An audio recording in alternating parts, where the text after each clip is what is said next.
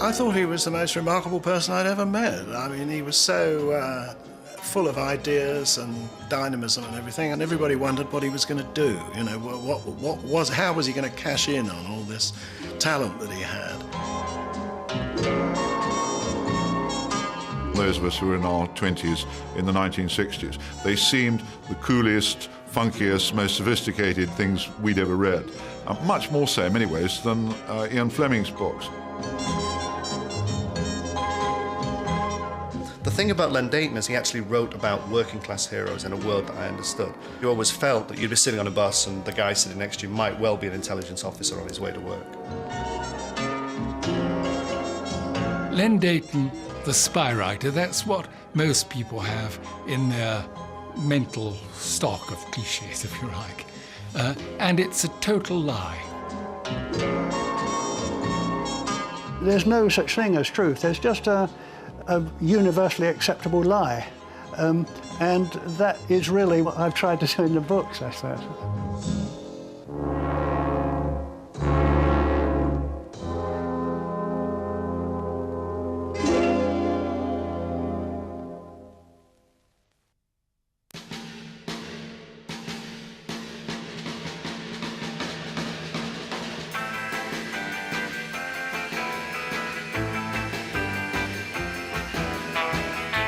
There were three of them, Ian Fleming, John le Carré and Len Deighton. It was the early 1960s. The Cold War was hot. There was a new wall across Berlin. Spies were everywhere, and so were books and films about them. But elsewhere, there were signs that the old class system was beginning to crack. There were 4 lads from Liverpool with funny haircuts, and there were girls with short skirts. And it was Len Deighton, born in a workhouse, as he is proud to remind you, who was to make all the right connections. The theme of the 50s, as I remember it, was a theme of disillusion. I don't mean everybody walked around with a sour face and everything, but in England, when we look back now, if I describe what it was like in the 50s, you'd think it was a horror story, you know. But of course, we were comparing it with the 40s, and so compared with the 40s, it was great. You know? And that's why when the 60s came along, it was so amazing that all of a sudden we had miniskirts and discos and the Beatles and everything caught fire. So the mood changed to a mood of tremendous self-confidence. Deighton created one of the decade's defining characters and went on to write a whole string of bestsellers over the next 30 years. He showed that men could cook, he wrote and produced 2 major films, and then he went on to tear up the orthodox history of the Second World War and retell it in a way which has not been seriously challenged since. He was everywhere. But for all the social changes, he still found Britain claustrophobic.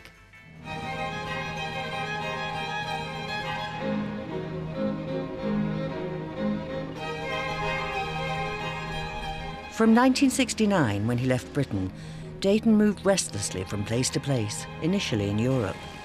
Now, he and his family spend most of their time in Southern California, steering well clear of any media engagements and enjoying the sunshine lifestyle. I like Americans. I mean, I like Americans wherever I meet them. I find they're friendly, they're tolerant, they're interested in everything. They adopt a very open attitude to culture wherever they find it. They're very easy to meet. They're a WD-40 of the world, the Americans. As a child, earning a living was the prime thing. My parents worked hard, my mother worked hard, my father worked hard. They gave me everything that they could afford to give. What kind of response would that be to my parents if I didn't work hard? When young Leonard came along in 1929, his father was in service, chauffeur and mechanic to Campbell Dodgson, keeper of prints and drawings at the British Museum. His mother was a cook, part of London's vast anonymous army of domestic staff.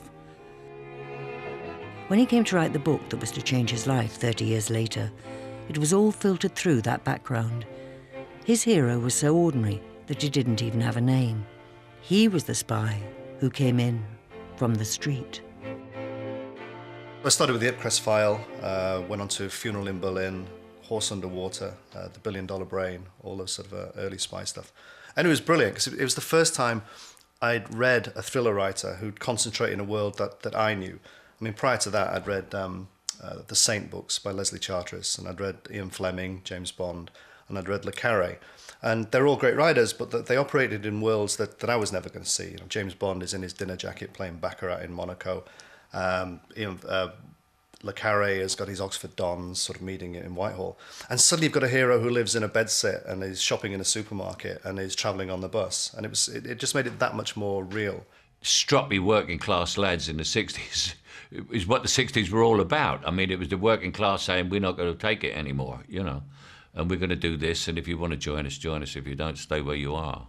He wrote the Ipcress File with the idea of producing something that was counter-cultural to the Ian Fleming, James Bond ethos, which was that of the sort of polished gent who came from a rather superb foreign office and everything, you know, worked terribly well. The majority of Len's books are about one subject, which arises from his lowly start in life, if you like, and that is hypocrisy. The spy world is ruled by mandarins, if you like, and Len dislikes the mandarin thing. I think he found that the whole structure of MI5 and the world of Burgess and MacLean, the upper class aspect of their background, all Oxford graduates, or maybe they were Cambridge, I'm sorry, I don't remember which. That was something that I think he got pretty impatient with and liked to really lampoon that, if you like, in the Ipcress File. The class structure, I think, irritated him immensely. It still does. When I first started writing, I wrote half of Ipcress File. Then I didn't do anything about it until I went on holiday again a year later. Then I used it as a doorstop. I had no intention of getting it. It was just a fun thing to do, to pass away the time on holiday. And if I hadn't, I was at a party, I met a man called Jonathan Clues, and I said, "What do you do for a living?" And he said, "I'm a literary agent." And I said, "Wow, imagine that, this is your lucky day." And he didn't seem to see it that way, but he agreed reluctantly to read this garbage through, and so I gave it to him. So I don't think I had any driving force. I think if I had not gone to that party, I had not met Jonathan Clues, I think that probably I wouldn't have become a writer. Deighton was already an established commercial artist when he wrote the Ipcress File.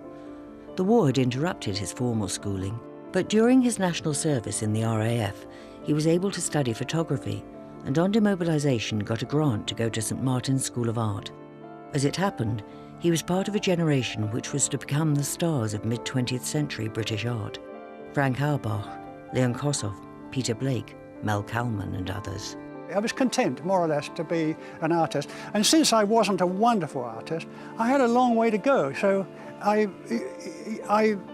think I would have gone on trying to be a better and better and better artist, because that everything was directed within me to try and produce a better product, which I've always been keen to do. And when I wrote books, I tried to write a better and better product all the time then. We were both doing book jacket designs for Andre Deutsch and for Penguin Books. He was an illustrator more than a painter. He was in the graphic design school at St Martin's. He was very, very good at grasping the absolute essence of a subject and translating it into pen and ink. I'm still an art student, really. I'm not a writer.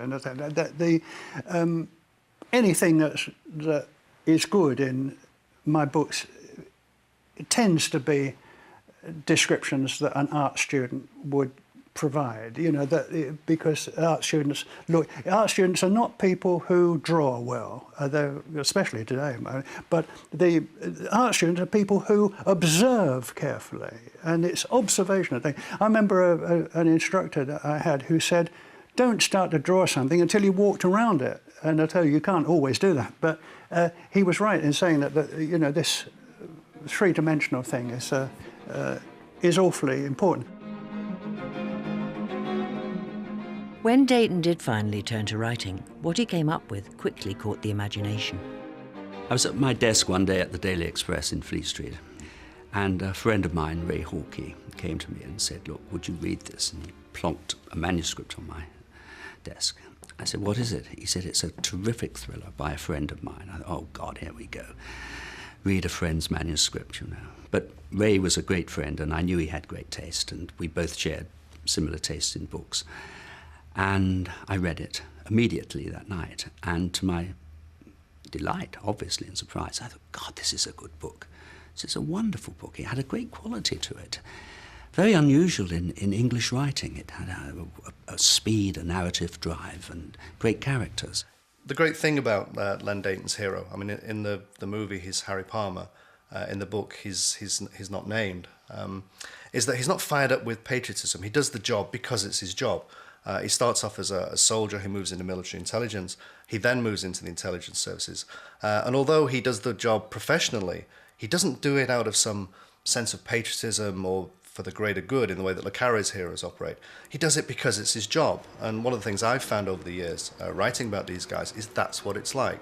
They don't join the customs service or the police service or in the intelligence services because they see it as a battle between good and evil. They do it because it's a job. He's worried about his expenses. He wants his petrol allowance.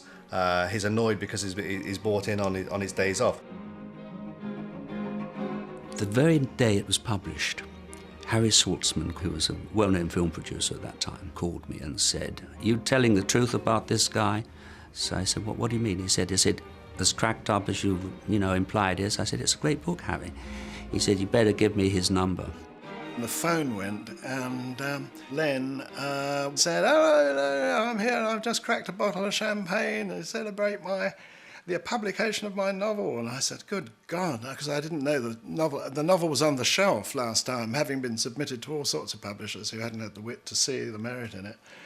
And he said, as I was driving to Pinewood to discuss the film rights with Harry Saltzman, the phone in my car rang, and it was Newsweek who wanted to do a profile. I said, "Oh, yeah, what happened later on, you know?" What you've got to understand is the literature at that time was always about the middle class, and then suddenly there's working class dialogue and working class characters, and it was very exciting to find one. And Harry, as he became known eventually, was one of those. And I was reading bits to Terence Stamp, who I shared a flat with, and I said, "I could play this. Listen to this. This is me. I could do this." He said, "You'll never get it. You'll never get it, Michael." But I did. Stand to attention.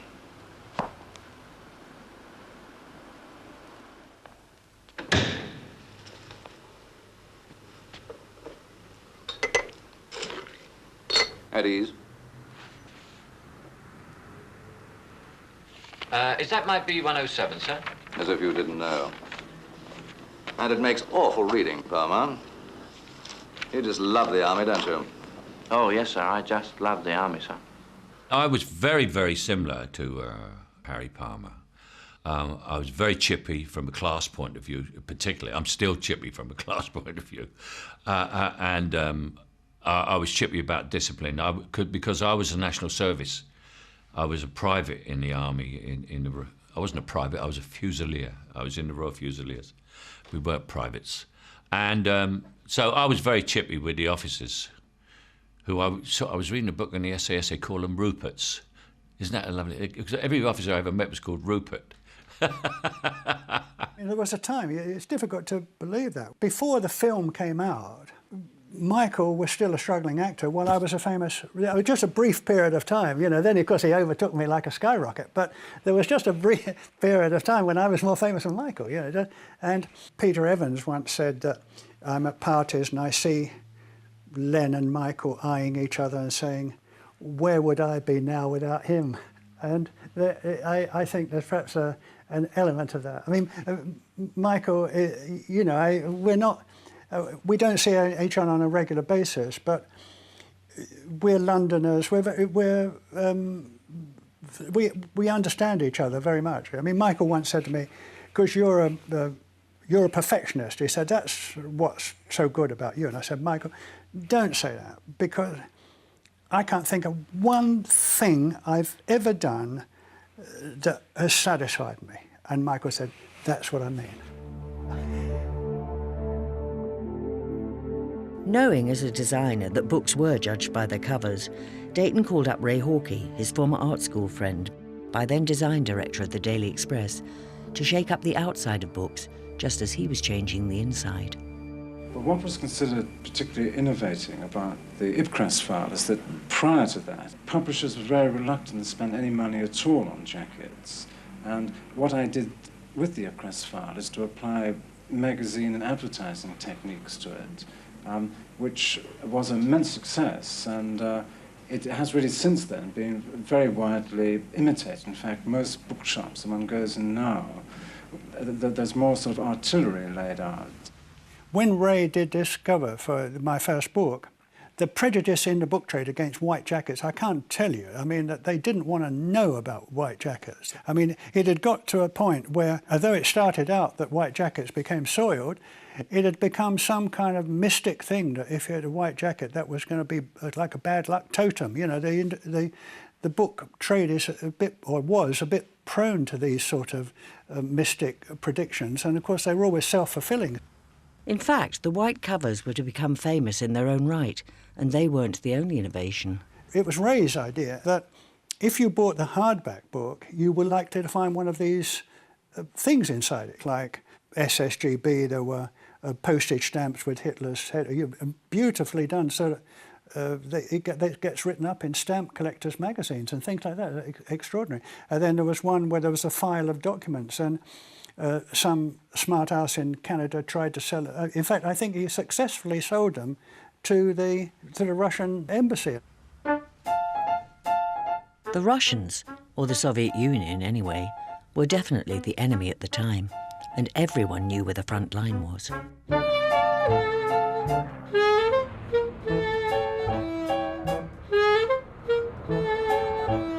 The parade ground of Europe has always been that vast area of scrub and lonely villages that stretches eastward from the Elbe.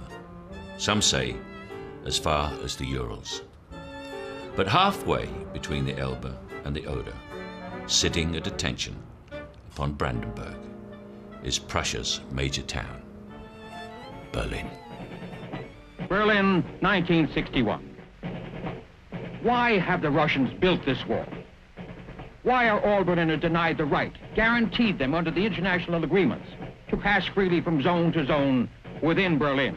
That if you have two massive systems, which are very good, one you might call Anglo-American or capitalist or whatever you want to call it, and then you have another system which is, I prefer to call Stalinist, but you might call it Soviet or whatever. And then you split a country and you have this same country occupied by these one nation, and one half of that country has one system and one half of the country has the other system.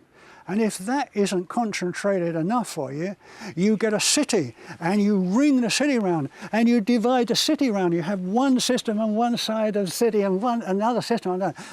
It's like a test tube, like being in a laboratory and watching the test tubes fizz, isn't it? I mean, how can you resist it? I thought this is fantastic. I'd written about Berlin in one of the early books, but when I came back to writing and creating Bernard Samson, Berlin drew me like a magnet. In the 1960s, the Cold War was particularly hot, and there were real fears in certain circles that it could actually escalate into a hot war. But Berlin was always at the center of these crises for a whole variety of reasons. We went to Berlin, and it was communist Berlin, obviously then.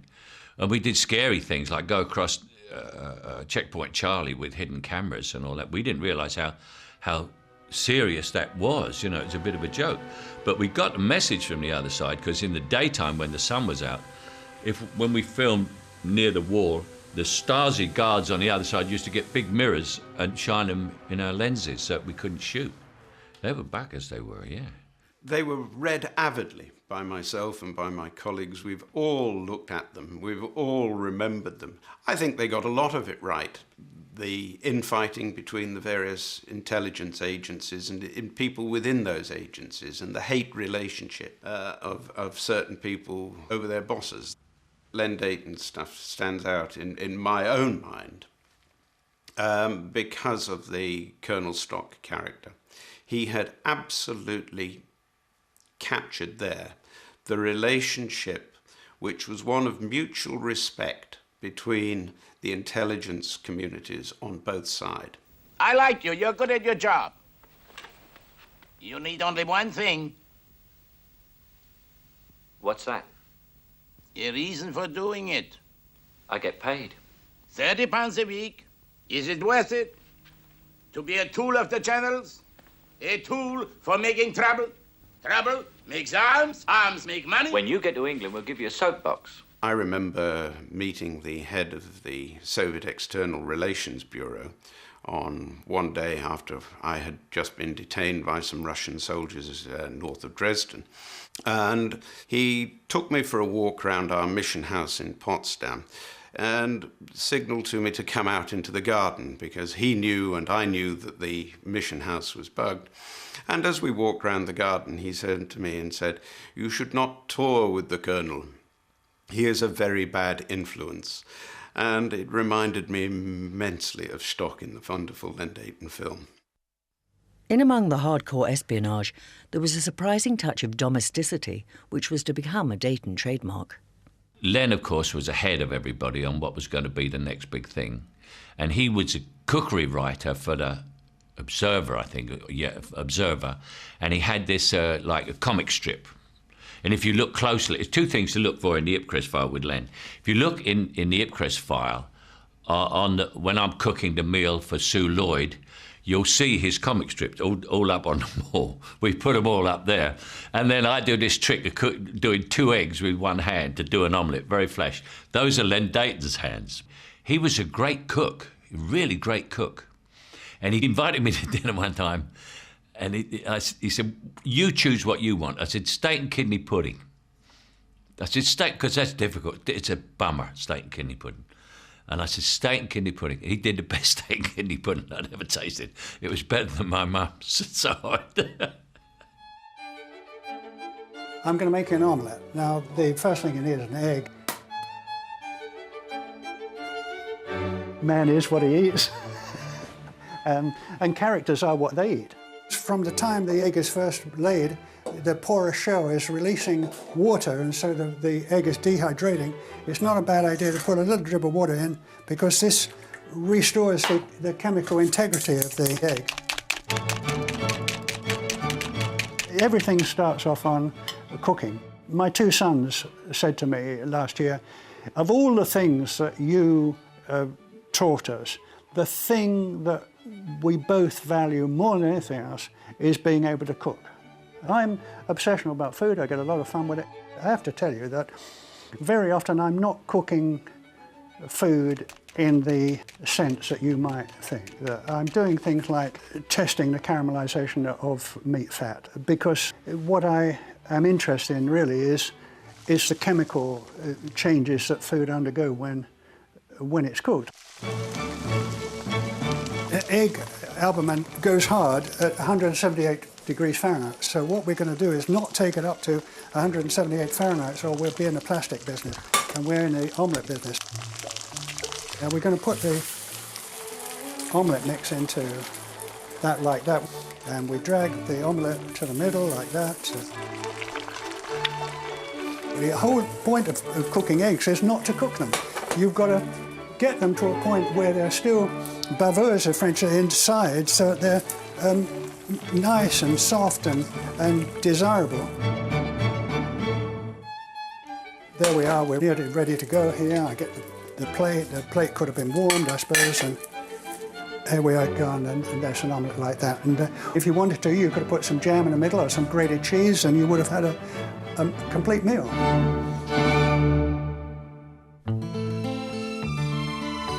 Deighton learned about food initially from his mother, and then spent a summer working in the kitchens of the newly opened Royal Festival Hall. He shared a flat in the mid-1950s with the painter and writer Adrian Bailey, who'd also learned to cook in the kitchens of his father's hotels. Their less than salubrious basement was the first of what were to become a succession of dining salons. The flat was certainly unusual. It was, I suppose you could call it grotty, although we didn't see it as that. There was an indescribable lavatory which had a trompe-l'oeil painting of a loo roll behind the door, but no paper. And in front of you as you walked in, there was a stone sink with a single brass tap and a mountain of dirty dishes. Being able to cook meant that it was an open door, and that people, you know, everyone from, I don't know, sort of the Russian military attaché through to film stars and painter would drift in, you know, just because if I'd been a lousy cook, that wouldn't have happened. It was only that I could cook that I was able to have this social life. Every night was a banquet night. I mean, it was incredible, and all these people were turning up, you know, Michael Caine, Frost, and all these various celebrities that he got to know. We had, at a time during the Cold War, a table with an American academic on one side and the Russian military attaché on the other. And they got on like a house on fire, and Valerie produced 2 bottles of, I remember, Stolichnaya vodka, which he opened by banging the flat of his hand on the bottom of the bottle, and the cork flew out at the end, and poured out glasses of vodka, and we all got legless. As I got into writing books, it wasn't that I had a network of contacts at all. It was that I had spoken to such a wide range of people. I found this very, very important. Anybody can teach you how to describe a sunset. Anybody can teach you how to move your characters from chapter to chapter. The one thing that nobody can teach you is dialogue. People have a sort of feeling for it, or they don't have a feeling for it. And I think that that period of my life when I had all of these different people in the house, that was tremendously beneficial to me in terms of dialogue. Deighton's cosmopolitan dinner guests were to stand him in good stead as the Harry Palmer franchise gave way to the rich cast of characters in the 9-book series featuring field agent Bernard Samson. The spy story can vary enormously. It can be, at one low pole, if I like, Ian Fleming writing to get himself readers and get himself money. I'm sorry to say it, but that's true. And at the other extreme is Len Deighton using the spy story to say things about people and about the world in just the way that Graham Greene used the spy story for that. In Conrad, very happy to use the spy story to penetrate into people and their motives and why they do extraordinary and absurd things. And Len is there with them all along. People say that my books are not really about espionage. They say that they're more sort of social books, you know, man, woman, falls in love, falls out of love, domestic triangle thing. And I think that's a legitimate thing to say about the books, because I found that was at least, in fact, much more, let's be honest, it was more interesting to me to have a man who is in love with his wife, but his wife is estranged and she has an affair with someone else, and then he falls in love with the girl who's in his office, and then he wants to rapprochement with his wife. I mean, I found all that really, really interesting to deal with it, and to deal with it because I had 9 books to do it. I could do it very slowly. If I'd tried to do it in one book, I think it would have just ended up like a Mills and Boon sort of story. But get a Mills and Boon story and expose it into 9 books, and it becomes much more interesting in terms of what you can say about each of the characters and their moods and their suspicions and so on. I'm in with the When London started to swing, Deighton stayed ahead of the curve. Apart from the novels, that basement salon was the source of the newspaper cookery column, which in turn became several top-rated cookbooks, maintaining the strip cartoon style. In addition, he secured the ultimate jet-set sinecure as travel editor of Playboy. He was constantly in demand for cool guidebooks, and by now Harry Saltzman had got him involved in writing early drafts for some of the Bond films. Len knows no limitations. He knows no boundaries. He assumes that he can do anything and everything. And a lot of the time he's right, not all the time, of course. And he decided to go into the movie business. He'd run an ad for asking people to send in the experiences of confidence tricks, and he offered to pay them, I think, £5 or something for them. And he'd compiled a file of these, and he didn't, I think, do anything with them for quite a long time. And then he put together the book of Only When I Laugh, and he wanted to gain the confidence of film production people, and so he was going to film it. And he said to me one day, "How about writing a film script for this?" And I said, "I've never written a film script in my life. I don't know how to write a film script." And he said, "There's nothing to it." He said, "Look, I mean, have a look at this." And he threw me sort of a script from Russia with Love, and he threw me another script from some other blockbusting epic. And he said, "Have a look at those." He said, "You'll soon get the drift of it."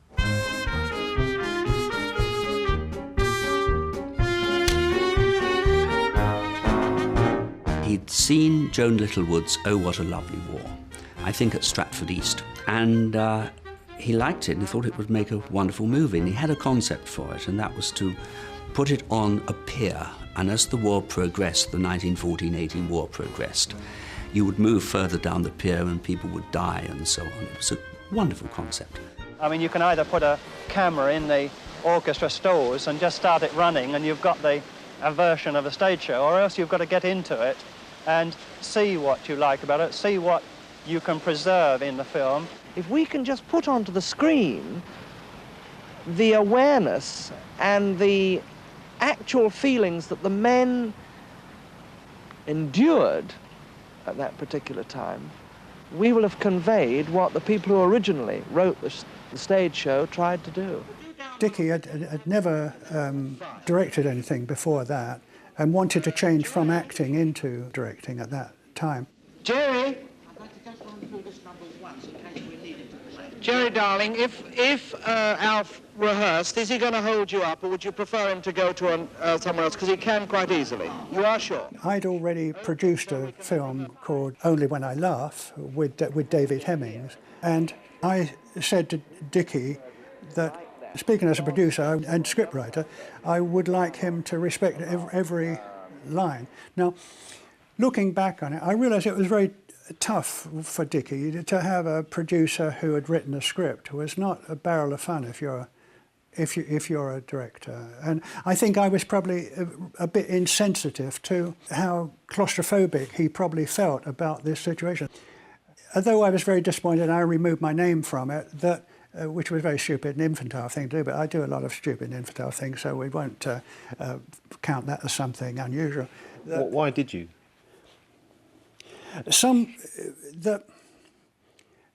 As we got nearer to the end of the film, every day, people I'd hardly seen around the set were demanding credits for something. And at the end, I thought, these people should be ashamed of claiming things that they haven't done. It's dishonourable, it's a lack of integrity. So I thought I would shame them by removing my name. That's why I took it. It doesn't matter, the film got made, it's much better that the film gets made. Who cares? I mean, it's going to be cut up for banjo picks in another 10 years. But I realised that after having that sort of multi-million-dollar Hollywood singing, dancing film on my hands, that life, a solitary life behind a typewriter, wasn't quite as bad as I'd been thinking it was. So I went and started thinking about a book called Bomber. There goes Fleming. We're next. The green Aldis lamp by the controller's hut lights up. Right, stand by for takeoff. Good luck, everyone. Red 3000, 12 pounds boost when I want full power, that is. Show the gate, Skip, yep. Brakes off. Brakes off. We're rolling. Oh, Orange moves slowly off down the runway, gathering speed as she goes. Those who've come to see them off wave, but Sam's eyes are on the runway ahead. He needs all his strength to keep her nose straight. The mid-upper gunner Binti waves and gives a thumbs up. So does Flash in the rear turret. I'm a military historian, and most of us like to think that you can only do military history if you don't do anything else. Here was Len Deighton, who'd been a brilliantly successful thriller writer, who'd made us all gasp with admiration in the 1960s, and he suddenly does this switch into military history and writes 2 or 3 brilliantly original, devastating books about the Second World War. Deighton got into history during the 12 months he spent as a steward for BOAC. It was a way of whiling away those long layovers. I did a self-imposed study of what turned out to be military. I just found that military history was more interesting to me, not because I'm interested in military things entirely, but because if you have a country, say like Britain, goes up to 1914, and the Britain of 1914 is not incredibly different to the 1900, but the Britain of 1914 1918 is considerably different. So the wars seem to be the stepped up change. I mean, it was a high speed, fast forward change, and I felt that if I studied the wars, the principal wars of the Western world, that I would understand from that the sort of bricks and mortar of history. Having, you know, kind of lived as children through the Second World War, you were bound to come out with some kind of questions in your mind about why it happened, and I think that he was more engaged by that than most people are, and I think that it probably began from there. He's also the interest in aircraft and the fact that you know, he was in the Air Force doing reconnaissance photography and things like that. 500 German bombers and Messerschmitt fighters roared over the English coast. I remember once I was in Marylebone Road, and I remember looking up, and there was this formation of German bombers in a box. I remember it because it was sort of like I suppose it was a rectangle, but it was almost a square, and these planes were flying in perfect formation, and there was no anti-aircraft fire or anything going up to them, and it wasn't scary. I mean, it was a spectacle. It was a spectacle that really gripped me. Successful historians need 2 things. One is an ability to think themselves into the mindset of the period you're writing about. Len is terrific at doing that. Len understands exactly how people thought and felt in those days. Secondly, it's the quality of analysis, that you wade through all these acres of paper and all these received truths, and you have to have that ability every few hundred pages suddenly say, hang on a minute, this just isn't so. There was a particular moment when I decided I want to write about Burma, and that was that I was reading in a magazine about the way in which the German fighters used radar to come up into the bomber stream and see the bombers on the radar. You see, the reason it's very difficult to write a book about the First World War air combat is that everybody is alone in the airplane and not talking to each other. So you can't really deal with it as a writer. But in a bomber, you've got 7 guys, and they can talk to each other, so you can have dialogue going all through the action. And the people in the German fighter, there were 2 people in that, they were looking at radar. So you got a chance of linking all this material with the dialogue, and they would be talking to the ground and so on. Bomb aimers passed alterations to course in the form of 2 lefts or 1 right. The idea being that in the noise and confusion, this would be clearer. In the nose of the aircraft, Digby has his hand on the bomb release switch, his eyes on the flames and lights below. He aims at the center of the burning mass. Bomb doors open, master switch on, bombs fused and selected. Steady. Lift. Steady. Up here, Skip. Target's coming up too soon. It's the right place, looks like an inferno. Mid upper, Skip. Flak getting closer. Come on, Digby. Lift. Just drop the bastard things. Steady. Steady. Bomb's gone. Bomber featured the attackers and the defenders, in the air and on the ground. Just as his art school teacher had taught him, Deighton had really walked all around a raid before describing it.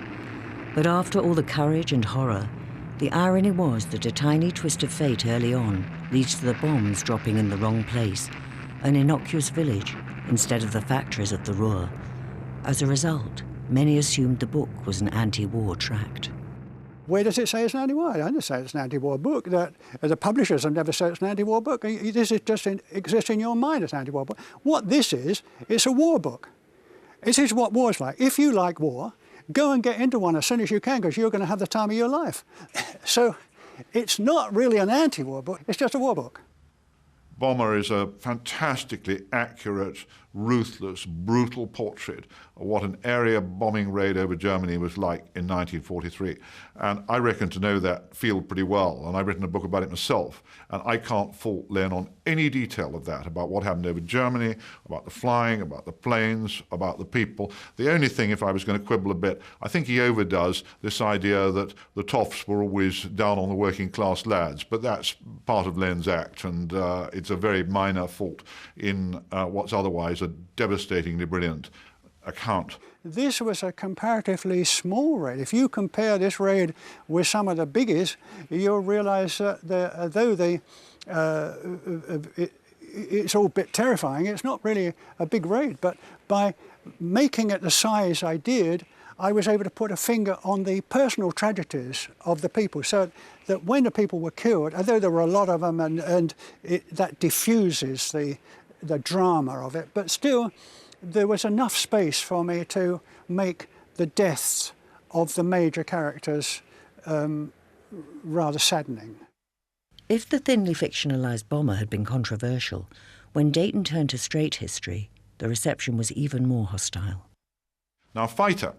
It's so easy now, when almost every military historian has recognised a lot of the truths about the Battle of Britain and its limitations, that Len was the first one really to tell us. Len was the first one to drive home the fact that if the Luftwaffe had equipped its fighters with long-range drop tanks, which they easily could have been, that the whole battle could have taken on a different complexion, that we won fantastically narrowly, that the RAF's tactics for a large part of the battle were absolutely terrible. But we were incredibly lucky to get away with it, that the few were very brave, but most of their leaders were not very clever. People who are there, they don't thank you for saying these things, so you need a bit of courage to tell them unwelcome things. And when Len was doing his groundbreaking writing, there were a lot more of them alive to make a fuss, and some of them did. It wasn't what the Germans said that upset people in England.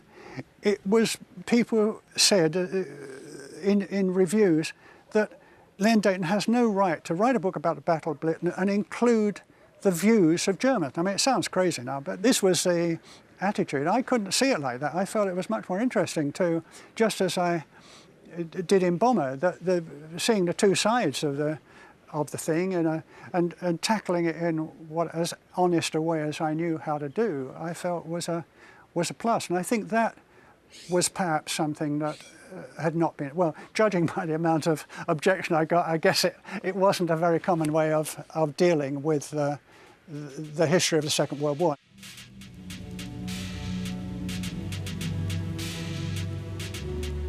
There was more on the war in Blitzkrieg, an account of how the Germans managed to win those early battles so quickly, and in Blood, Tears and Folly, a recent sweeping overview. And all this in-depth knowledge found its way into fiction too. There was Goodbye Mickey Mouse, set among the US Air Force in wartime Britain. And there was Winter, which took the family saga and turned it into a thoughtful consideration of just how the Nazi state emerged from interwar Germany. Indeed, by now, it was Germany as a whole, as much as Berlin, which intrigued him. It is a fascinating nation. I mean, that the history of Germany is unique to the world, really, in so many different ways. That the way in which Bismarck glued the nation together, usually by invading his neighbours, but the way in which Bismarck envisaged this sort of greater Germany. I think his interest in Germany and things German comes from an admiration of their military efficiency and ability and a long historical, past of military supremacy, and I think that he admires that. I certainly won't subscribe to the fact that he admired the Nazi Party. It wasn't anything to do with the politics, with the idealism of Germans, but I think possibly that aspect of their efficiency mirrored in a way his own very efficient approach to things. The way in which Bismarck invented the whole welfare system, which was imitated all over the Western world. The whole university system of the Western world is really a German invention. Seminars, these ways in which universities are organized were all invented in Germany. And all of these things I find immensely fascinating. I read about the German election, I follow the German elections, I follow German politics. I really intrigued, not with the idea of writing about it or anything, it's just I can't stop myself. I just find it intriguing. That delight in knowledge, facts, almost for their own sake, has been with him ever since he used to bunk off school as a small boy and hide in the reference section of the Marylebone Public Library. I always carry a notebook and a pencil, so I always have a pencil and a notebook, a filofax. And then inside the filofax I have a little digital camera that I can use that will take pictures under pretty bad conditions, so I've got a record. It's a product of an inferiority complex because I didn't go to university, I didn't study English literature, I can't analyse a sentence very successfully. I realised that I was going to have to really be fighting at somebody else's weight when I went into the ring. My interest in researching, in getting hold of research about, say, the Air Force or the Secret Service, was a part of the same sort of thing. Again, it was because I was going to show everybody I was as good as they were, and the way to being good as they were was to work harder than they worked and to get more research than they worked and to talk to more people and to winkle this information out of people. He got a lot of fun out of research. It wasn't just a dusty library experience for him, although he did do quite a bit of that. Yeah, I think he enjoyed the research as much as the writing, in fact, possibly more, I think. It took him to meet all sorts of interesting people. I know that he's shown you that picture of him with Albert Speer, where he's standing like the Führer. I think it was a wonderful shot. And, of course, he met a whole lot of other people as well. I mean, among them, when he was thinking of doing something on Vietnam, he met John Jumpy. Well, I first met Len Deighton in about 1973 when he came to RAF Bentwaters to do some research. He was going to do some research on a book he was going to write about fighter pilots in Vietnam. And Len shows up in this hairdo, and he looks a lot like John Lennon with his long hair. And so I take him down to the squadron, and Len quickly figures out that, you know, he's not going to be one of the guys with the long hair. He's such a delight to work with. He goes down immediately and gets his hair cut. So we give him a flight suit, and he wears a flight suit around the squadron, and he joins in the squadron duties around the 91st Fighter Squadron at RAF Bentwaters in England. I gave him a ride, and as a matter of fact, I think 2 or 3 rides in the F-4 Phantom. And again, he suited up. He had no concerns whatsoever. He was so curious about the adventure that he never worried about getting sick or any. Therefore, he didn't get sick. We were flying in close formation, with a very close formation. Then Johnny said, "You've got it." And I thought, we're an automatic pilot. But I wiggled stick a bit and it moved. And I thought, we're not. Jesus Christ, what's this guy doing? Is he crazy? But he sort of actually let me sit in the back seat. I've never been so scared in all my life. I don't think Len Deighton's going to ever die. But if he did, he would be in a separate line in front of the pearly gates. And I can see him there with the note cards. The pink and the blue and the green note cards with his fountain pen. And going to heaven would be much secondary to having a long conversation with St. Peter at the gates about how he does his business and how they sort this lot from that lot, etc. That would be Len.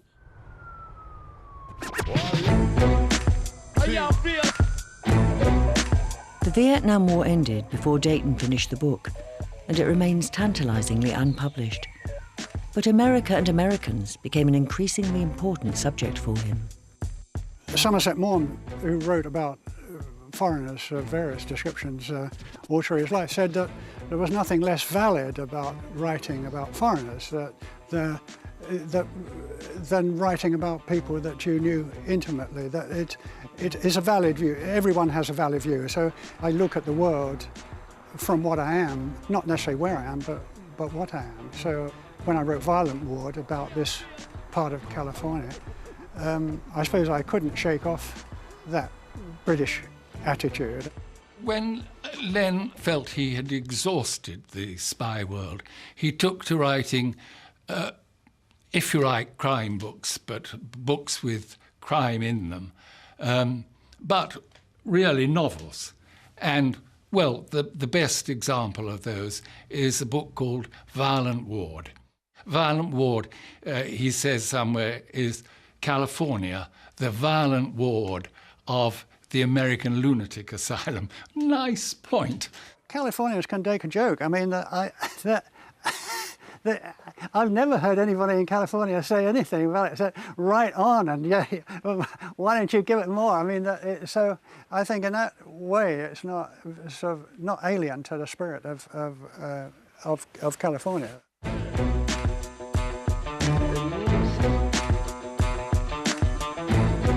He came through a wicket gate to pat my jacket with a casual touch to see if I had a gun. I had the feeling he'd done it often. Up close, he smelled of fried onions. It wasn't a very thorough search, and I was grateful. I never did like snorting fried onions on an empty stomach. "So who are you really, Buster?" he said after giving up the search for a gun. "Who do you think I am, the Avon lady?" He has his hero, who's an American lawyer this time, get involved in various violent situations. And he writes about violence, which is a subject to write about. Should we be violent? How violent should we be? Should we always abhor violence, or does violence sometimes get you somewhere? And this is what makes it a novel. What unites Violent Ward with the spy stories is the way he tells them, generally through the eyes of his central character. In creating this character, who is Harry Palmer in the earlier books and Bernard Samson in his married form in the later books, and it's really a manifestation of my of permanent anger in society. You know, Bernard Samson doesn't tell the truth. I mean, from a writing point of view, the exercise was that there are 9 books in which 8 of them are written in the first person. But the first person is not telling you the truth. I mean, they're telling you more or less. They're not telling you lies, but they are telling you their version of the truth. The great thing about writing in the first person, and I unashamedly stole that from Deighton, not many thriller writers write in the first person. It's very difficult to do. And the reason it's difficult to do is it limits your viewpoint to that hero, so you can never cut away. The great thing about writing in the third person is if you're running into a slow bit of the story, you can cut away to an exotic location, or you can have a guy coming in with a gun and then cutting away to something else. So you're constantly keeping the reader on the move. When you're in the first person, you can't do that. But what you can do with the first person, which Len does beautifully, is get humour across and irony. So you're inside the head of his hero. This is a terrific advantage because he can tell you what he really wants you to know.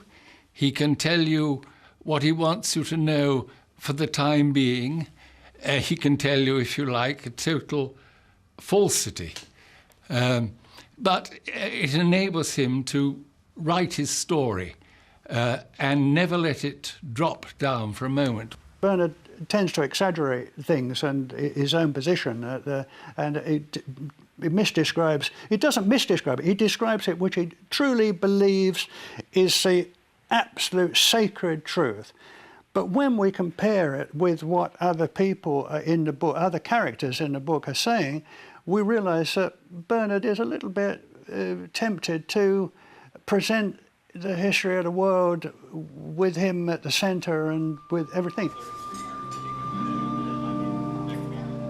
Deighton is still working, currently on another history project. He hasn't published a new book for almost a decade, but at 76, he is as engaged and interested as ever.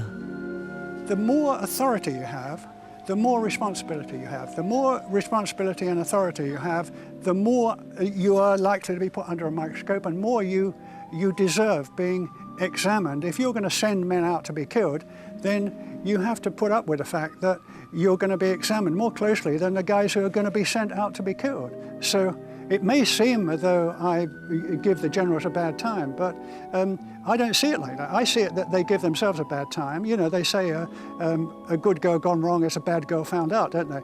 And in a way, this is the way it is with generals and people running GM or people running any other big organization. I was born in a workhouse.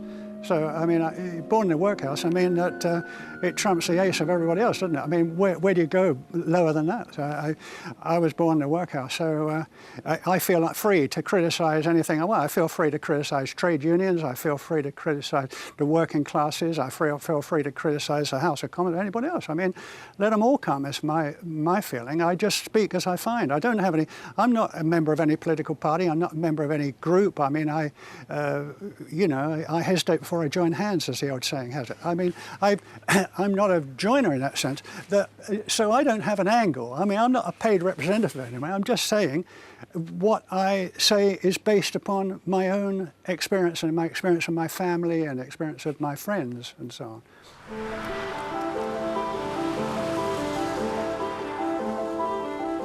In 1969, I left England for good, and I can't imagine ever going back and living there again. As much as I enjoyed and as much as I regard and as much as I identify with England, you know, some people say that I'm very, very English. I don't know whether I am or not. I think perhaps I am, but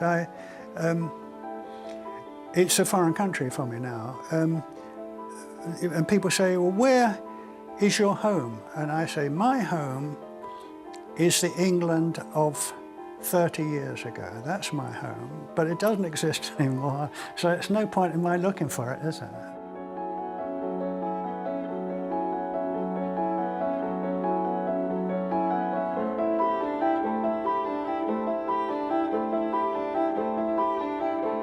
Here I am, and I'm giving you my version of the truth, and I'm giving you all the things that are self-serving, where I come out with the punchlines and everybody else gets the straight parts. And around you'll have other people who will come along and give you perhaps a much better version of the reality of my life. And it's up to the viewer to see it and to decide what is, how you know, there's no such thing as truth. There's just a universally acceptable lie.